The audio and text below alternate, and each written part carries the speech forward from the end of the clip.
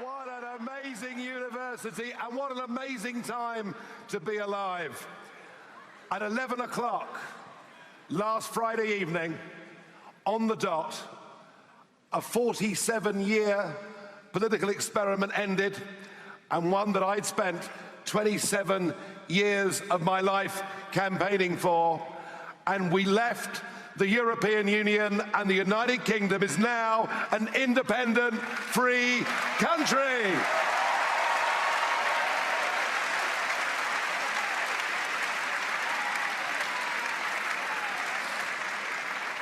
That was after I'd been to Brussels to give my last ever speech in the European Parliament. One or two of you may have seen it, and I thought, well, I've been a member of this place for over 21 years. I need to say goodbye in some way. So I thought a little wave with a Union Jack might be quite a friendly way to say goodbye. They got terribly upset with me. They cut off my microphone, and the woman in the chair said, "Take your flag and go." And that's what Britain did last Friday. We took our flags and we've left it all behind. And Brexit's a big deal. It's a big deal not just for the United Kingdom, it's a big deal for the rest of Europe. It's a big deal for the Western world. And the reason you saw on the screen a moment ago, the reason that Donald Trump put me on a stage with him in Mississippi back in 2016 was because he felt that Brexit was the first big win for the people against the globalist establishment, and Trump felt if we brought a bit of Brexit into the American campaign, maybe, just maybe, all the pollsters, all the newspaper commentators would be wrong. Maybe, just maybe, he could beat Hillary Clinton. And 2016, we got Brexit and we got Trump. It was a great year, a great year. But something extraordinary happened. You see, normally, in a democracy, you operate with something that is called loser's consent. You may not like the fact that your side lost the election, but you accept the result and you vow to try and win in a few more years' time. And yet, in 2016, the global elites never accepted Brexit.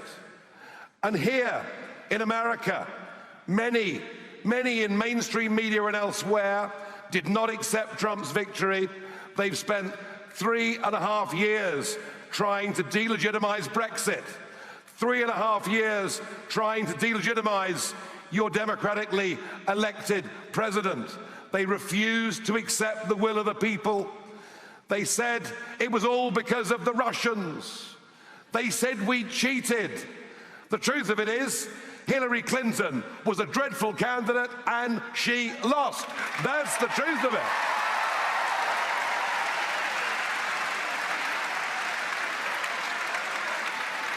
But be in no doubt, we have finally got Brexit. And I was privileged last night to sit in the gallery of the House of Representatives to watch Trump's State of the Union speech. I've never attended a political event like it. It was like a Trump rally. It was so partisan, and just as that female speaker in the European Parliament cut off my microphone and made herself look stupid,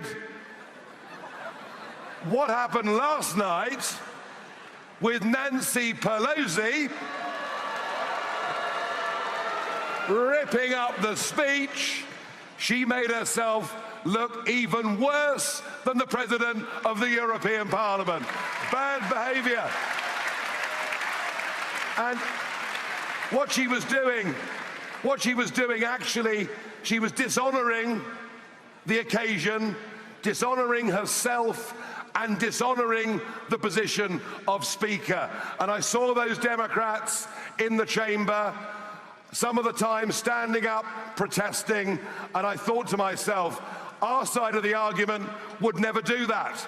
We like to win elections, but we understand that in a modern Christian democracy, other people are entitled to have other views. It doesn't make them bad people.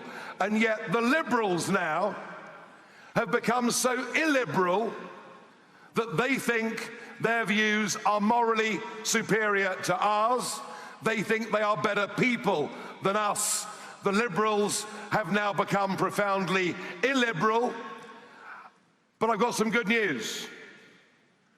We've beat them over Brexit, and in November 2020, Donald Trump will beat them in your presidential election. Oh yes, be in no doubt. Tony Abbott is the former Prime Minister of Australia. He said last week that Brexit was the biggest geopolitical event since the fall of the Berlin Wall. You are living through extraordinary times. For decade after decade, big multinational business, working with big banks and big politics, have tried to create, piece by piece, supranational government, almost global government. They've taken the power away from the hands of you, the voters, and given it to the bureaucrats. And all of this has suited big businesses and heavy regulatory regimes because it makes it hard for free market capitalism. It makes it hard for men and women that want to go out there on their own and give it a go. Bureaucracy has been triumphing over democracy, and the nation state has found itself subservient to a higher international order. We've even been told years ago we mustn't fly the Union Jack because that might be offensive. We might be thought to be racist. We might be thought to be nationalist.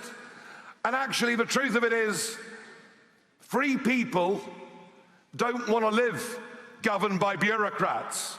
Free people don't want false flags and false anthems. Free people want to be proud of their country, proud of their culture.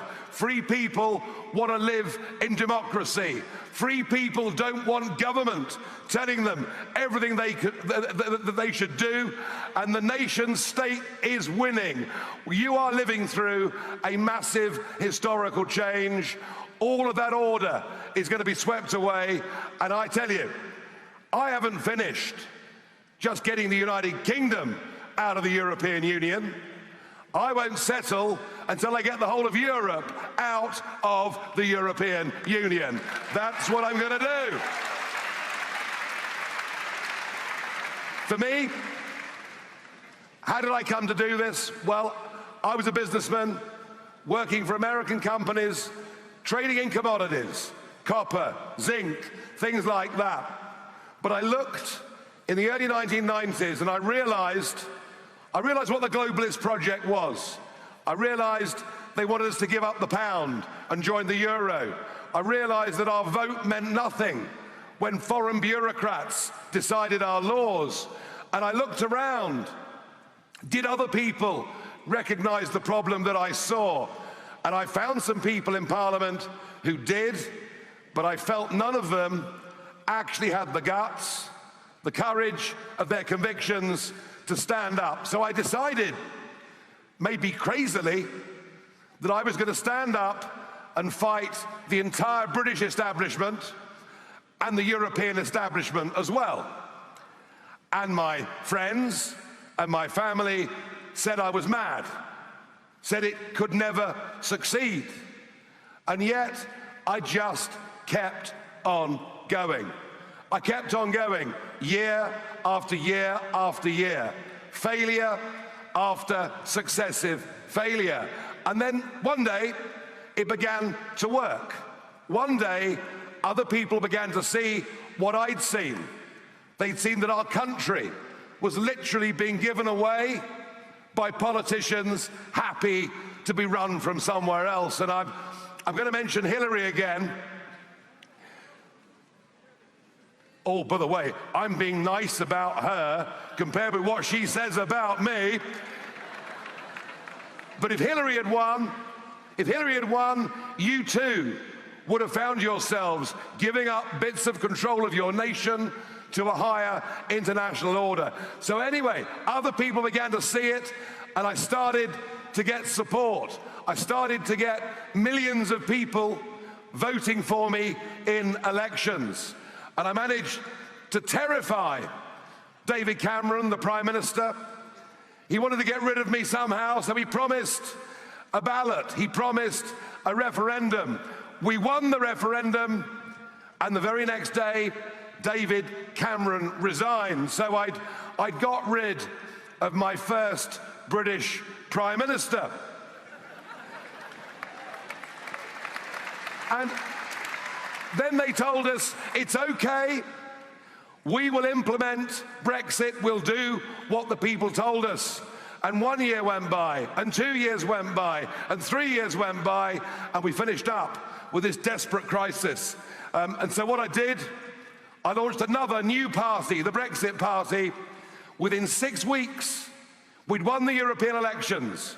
Within 6 weeks, we'd got 50% more votes than any other party. And the next morning, Theresa May resigned, and I'd got rid of my second British Prime Minister, which I'm quite proud of.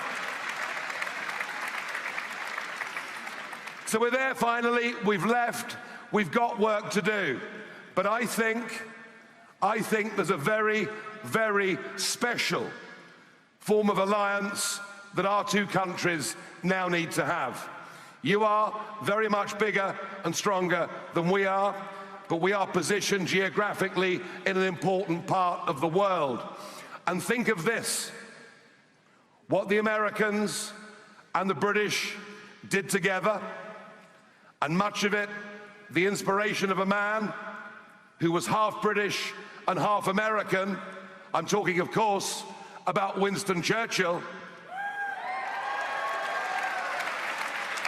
But if you think what the UK and the USA did twice in Europe in the 20th century at massive cost of blood and treasure, when our two nations are together, when our two nations are determined, we didn't just save the UK from being invaded, we saved democracy and we saved the free world. Britain and America can do great things, and we can do great things in the future. And I really believe that. I believe our peoples are close. I believe our cultures are close. And I think Brexit and Trump are going to bring our two nations much, much, much more closely together. And I'm looking forward to that, and I'm excited by that. It'll never be easy. Just because you win victories, there are always more battles to fight. But I want to say this to you. I'm 55, which probably to you seems pretty ancient. But I have learned one or two things about what it is to succeed in life, but perhaps more importantly, I've learned one or two things about how you feel inside and what really, really matters in life. The first thing I would say to any young person embarking upon the world is, please don't forget to smile. Be happy in whatever you do. Do you see those people going into the offices in Washington every day? All those people who work for the deep state, they all look miserable. We need to be happy. And I'd say to people who want to succeed, I tell you what, nobody who lies around in bed till midday goes out and changes the world. You've got to get up and start the day with a positive feeling. And you've got to take pride. Pride in yourselves, pride in your faith, pride in your family, pride in your country. You've got to take those things. But what I'm going to say now is maybe controversial. I don't think it is. We're told in the modern world we've got to go out there, we've got to get a good degree, we've got to get a good job, we've got to make money. We've got to make money.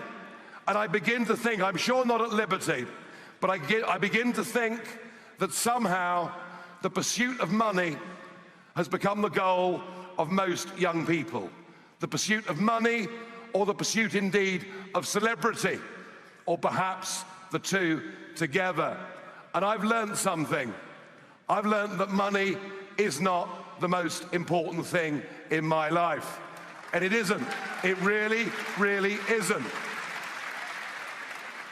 I spent over a quarter of a century fighting for what I believed in at a massive financial cost to me, a massive financial cost to my family.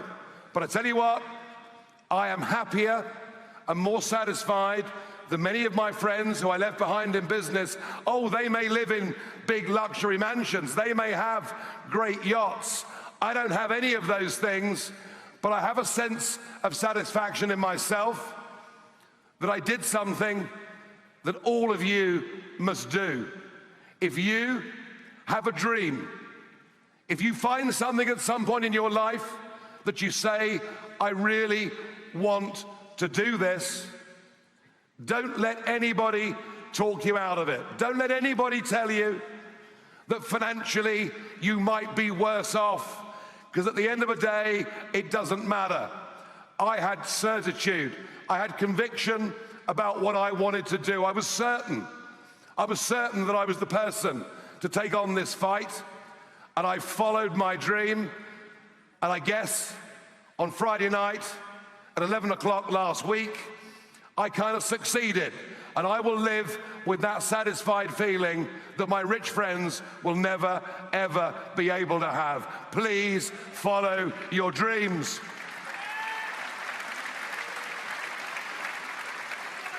And remember this, you can grow up taking democracy for granted. You can grow up taking liberty and freedom for granted.